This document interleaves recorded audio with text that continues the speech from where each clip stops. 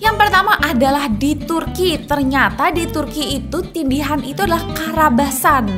Munculnya sosok hantu Jin ya. Kalau di Indonesia kita bilang jin, kalau di Turki itu Jin. Terus kalau di Afrika itu juga ada namanya mazikira. Jadi mereka itu didatengin oleh setan atau penyihir jahat. Aduh, serem banget gak sih? Dan beberapa negara nih, kayak di negara barat, di Cina, bahkan di Laos dan Kamboja itu juga ada nih tentang fenomena tindihan. Kenapa sampai dia itu terkenal ya? Karena memang siapapun itu, dia itu biasanya memang pernah ngalamin tindihan. Sekarang kita lanjut ya, tentang apa sih sebenarnya yang terjadi saat kita itu tindihan.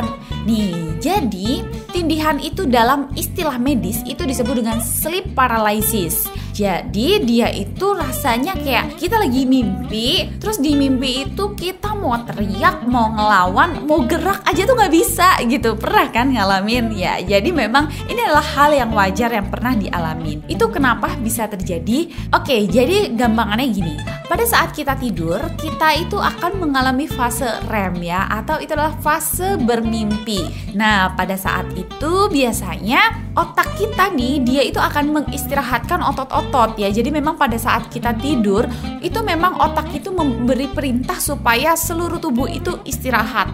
Semua otot-otot itu merasa rileks. Nah, kemudian kita bermimpilah pada saat itu. Tapi tiba-tiba pada saat kita lagi fase mimpi nih, lagi enak-enak kita ngimpi nih, tiba-tiba ngimpi kita tuh berhenti.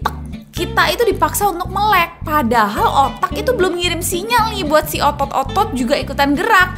Jadi yang melek cuman mata, ototnya masih lumpuh, ibaratnya gitu. Jadi gitu deh rasanya, ngerti kan? Jadi kita kayak mau melek, tapi badan kita nggak bisa gerak karena memang otak belum mengirimkan sinyal ke otot-otot untuk bergerak. Nah, inilah yang kenapa disebut dengan tindihan, kayak gitu. Terus apa nih yang bisa kita lakukan kalau misalnya kita lagi tindihan? Oke, jadi pada saat kita tindihan kita harus tetap tenang ya. Karena sebenarnya itu adalah hal yang normal terjadi ya. Jadi kita pokoknya tetap tenang, tetap relax, maksudnya tetap kita tarik nafas. Karena biasanya setelah 2-3 menit itu semuanya akan kembali normal. Jadi keep calm. Nah, biasanya itu penyebabnya apa sih? Jadi penyebabnya dari sleep paralysis itu biasanya memang bisa karena kita kelelahan ya.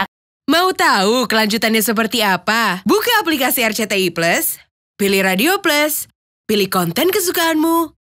Selamat mendengarkan, gratis!